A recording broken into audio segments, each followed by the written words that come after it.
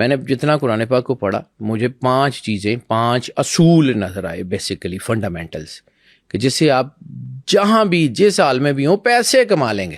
اچھا. پہلا اصول forgiveness is the power, یا دوسرے لفظ میں forgiveness کی جو طاقت ہے وہ کیا ہے. forgiveness ایک تو لوگوں کو معاف کر دینا اور ایک اللہ سے استغفار کرنا. اللہ سے استغفار کرنے سے کتنا رزق آتا ہے آپ کی سوچ ہے. اچھا. اور استغفار کیا یہ صرف ہم جو روز کرتے ہیں وہ ہے یا کچھ اور چیز کا نام استغفار ہے.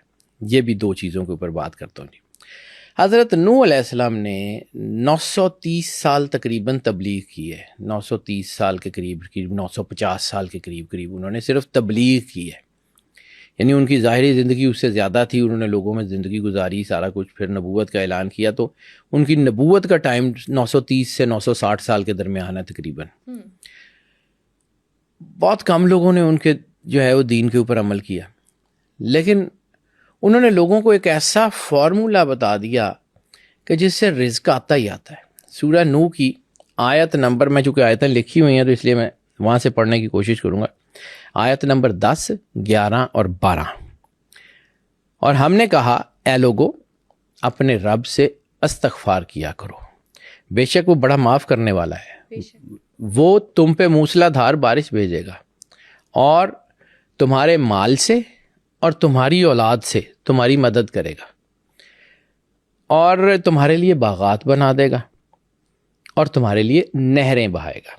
ٹھیک ہے, اب یہ رزق کی ڈائمینشنز اللہ نے بتائیں. اب یہ ایک چیز یاد رکھیے گا کہ نوح علیہ السلام کا جو دور ہے اس میں یہ موبائل فونز اور یہ ٹیکنالوجیز نہیں تھی, وہ ایگریکلچرل سوسائٹی ہے.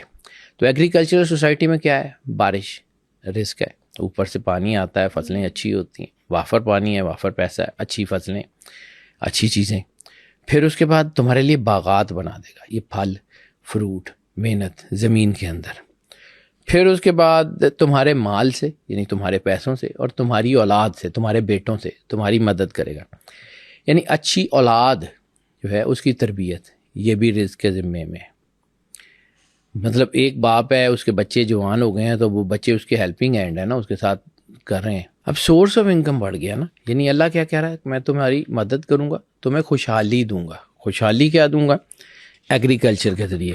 اور کس وجہ سے دوں گا, تمہارے باغ بناؤں گا, تمہیں یہ کہوں گا. وجہ کیا ہے ان سارے انعامات کو دینے کی, استغفار. اب استغفار صرف یہ ہے, استغفر اللہ ربی من کل ذنب واتوب الیہ, زبان سے کہنا.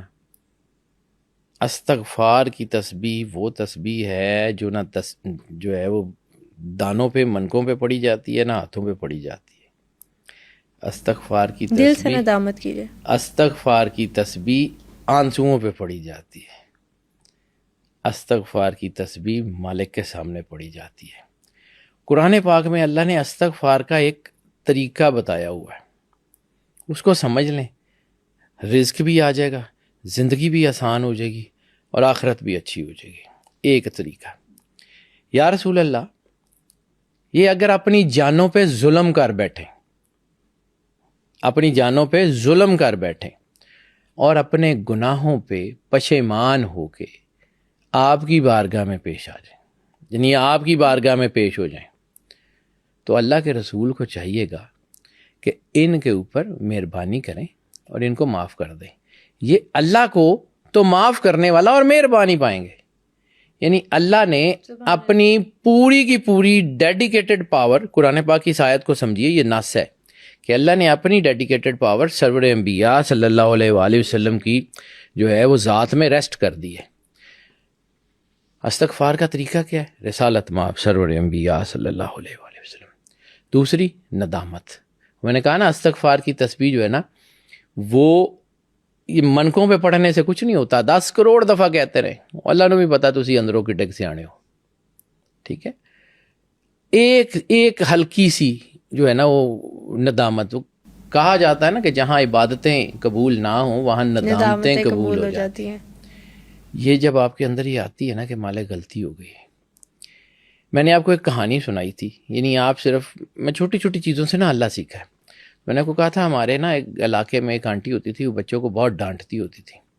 تو ہم چھوٹے تھے, مطلب سائیکلیں چلایا کرتے تھے, دوسری تیسری چوتھی کی بات ہے, سڑک پہ اس وقت اتنی ٹریفک بھی نہیں ہوتی تھی, تو ہمارے گھر کے بعد بڑی سڑک تھی, تو ہم وہاں سائیکلیں چلایا کرتے تھے. تو ایک دن وہ آنٹی کا جو بیٹا تھا نا, وہ اس سے کوئی غلطی ہو گئی یا کچھ ایسا ہو گیا, تو اس کو لگتا تھا کہ آنٹی جو ہے نا وہ آج ماما لوگوں کے ساتھ ہی لڑتی ہیں, تو بچوں کو تو بہت مارتی تھیں.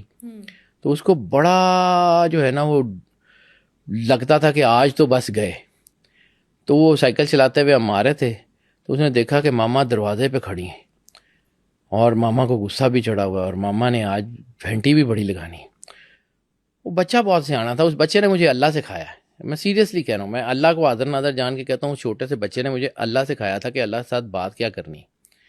اس نے نا اپنی سائیکل چھوڑی اور دوڑتا ہوا جا کے, اس سے پہلے کہ ماما کو بولیں یا کوئی باتیں کریں, اس نے جا کے ماما کو گلے لگا لیا. اچھا ماما سوری نا, غلطی ہو گئی نا. تو ماما کو غصہ بھول گیا, ماما کو بھول گیا اس نے کیا کرنا تھا, اس نے اس کو گلے لگایا, ہائے میرا پتر تینوں سٹ تے نہیں لگی. تو اس دن مجھے سمجھ آیا کہ اگر آپ نے اللہ سے بات کرنی ہے, اللہ 70 ماؤں سے زیادہ پیار کرتا ہے, تو اس کے پاس جا کے اتنا ہی کہنا ہے نا کہ یا اللہ سوری نا, غلطی ہو گئی نا, تو چل.